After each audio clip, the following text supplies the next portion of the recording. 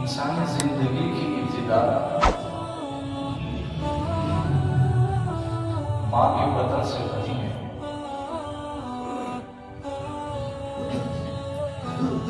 ماں کے پیٹ سے انسان دنیا کے پیٹ میں آتا ہے، اس لیے ماں کی گود بچے کے لیے پہلا مدرسہ کہلاتا ہے۔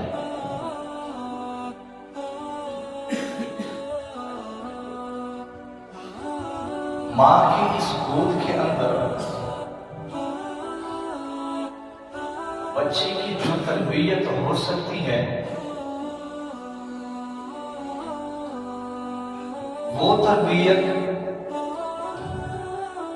کوئی پیر و مرشد اپنی خانقاہ میں کسی بھی نہیں کر سکتا، اور نہ کوئی استاد اپنے مدرسے میں وہ تربیت کر سکتا ہے جو ایک ماں اپنی اس گود کے اندر اپنے بچے کی تربیت کر سکتی ہے۔ اس لیے کہ اللہ تبارک و تعالی نے ماں کے اندر کچھ ایسی صفات رکھی ہوئی ہے کہ جس کی بنیاد پر وہ اپنی اولاد کی نہ صرف اچھی تربیت بلکہ بہترین تربیت کر سکتی ہے۔ ماں کے اندر اللہ تبارک و تعالی نے سب سے پہلی جو صفت پیدا فرمائی وہ ہے محبت، اور آج دنیا اس محبت کی پیاسی ہوئی ہے۔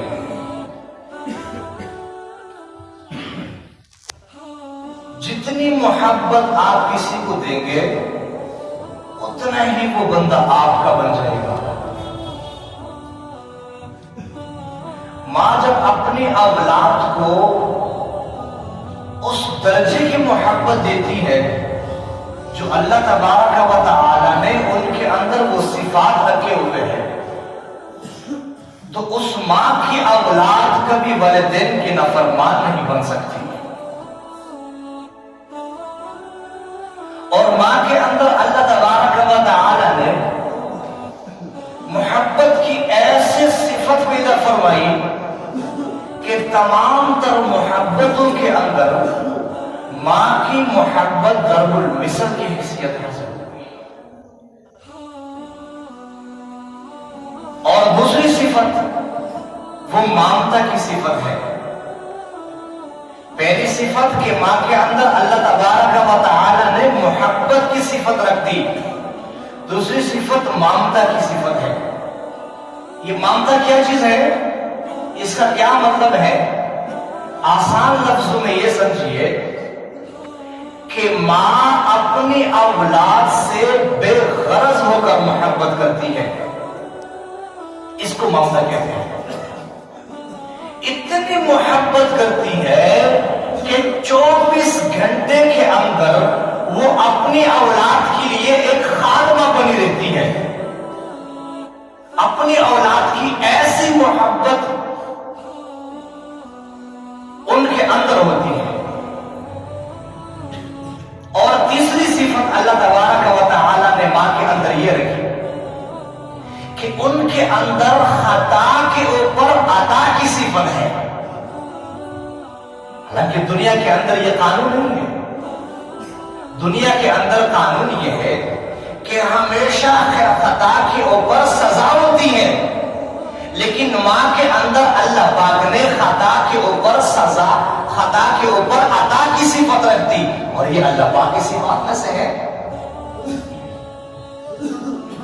بچے غلطیاں کرتے ہیں، عجیب و غریب حرکات کرتے ہیں، لیکن ماں ان غلطیوں کے اوپر بھی ان کو بوسہ عطا کرتی ہے، اپنے سینے سے لگا لیتی ہے۔ یہ دنیا کا قانون نہیں ہے، یہ صرف اور صرف اللہ تبارک و تعالی نے یہ صفت ماں کو عطا کی۔ اور چوتھی صفت اللہ تبارک و تعالی نے ماں کے اندر صبر، برداشت صفت کو رکھ دیا ہے.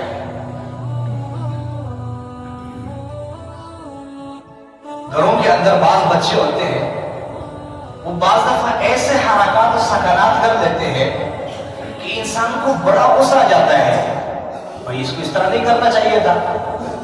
اس لیے کہ اگر گھر کے بعض بچوں کو کسی مرد کے حوالے کیے جائے تھوڑی دیر کے لیے تو بچوں کو مار پڑ جاتی ہے، ڈانٹ ڈپٹ کے شکار ہو جاتے ہیں، اور مرد کے لیے بچوں کو تھوڑی دیر کے لیے سنبھالنا مشکل ہو جاتا ہے.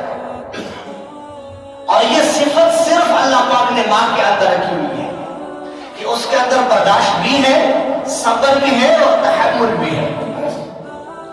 صبح سے لے کر شام تک بچے کتنے ایسے حرکات و سکنات کرتے ہیں، ماں دیکھتی بھی ہے اور سنتی بھی ہے، لیکن اس کے باوجود برداشت کر لیتی ہے. صبح سے لے کر شام تک، شام سے لے کر صبح تک خادمہ بن کے رہتی ہے. کبھی کسی ماں نے اپنے اولاد کے لیے یہ نہیں کہا کہ بھئی آپ لوگوں کی خدمت کرتے کرتے 2 سال گزر گئے، 3 سال گزر گئے، اب میں مزید خدمت نہیں کر سکتی. ایسا نہیں. جب تک بچے اپنے ضروریات کو اپنی طور پورا کرنے کے قابل نہیں بنتے، جب تک والدہ ان کی خدمت کرتی رہتی ہیں اور تکنے اور معذرت کی نام تک نہیں لیتی. تو اللہ تبارک و تعالی نے ایک ماں کے اندر محبت اور ممتا اور خطا پر عطا، صبر، برداشت اور تحمل کی صفات رکھے ہیں.